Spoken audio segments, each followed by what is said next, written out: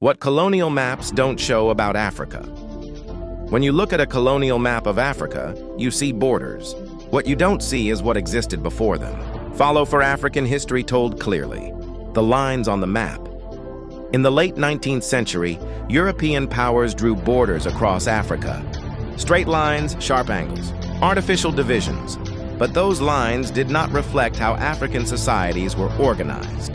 They reflected imperial agreements, what existed before the borders. Before those borders, kingdoms had defined territories. Trade routes crossed regions naturally. Ethnic groups moved seasonally. Political influence expanded and contracted over time. African political geography was dynamic, not static.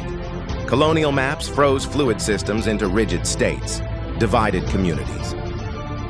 Many borders split communities that had shared language, culture, and governance for centuries. Others grouped historically distinct societies into single colonies. The map simplified complexity, but complexity didn't disappear. Trade networks that maps ignore. Colonial maps emphasize territory.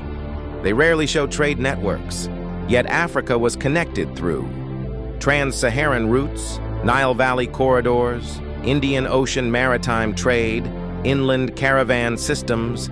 These networks shaped power far more than straight-line borders ever did. The illusion of empty land.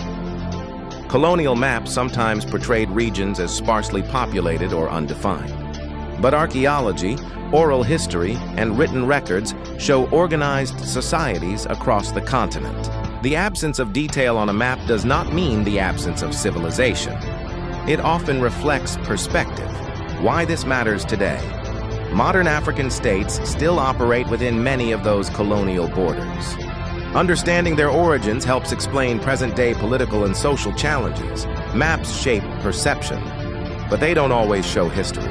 Colonial maps show lines. They don't show the civilizations, trade systems, and histories those lines cut through. If you want African history told clearly, beyond what maps suggest, follow for more. The story was always deeper than the borders.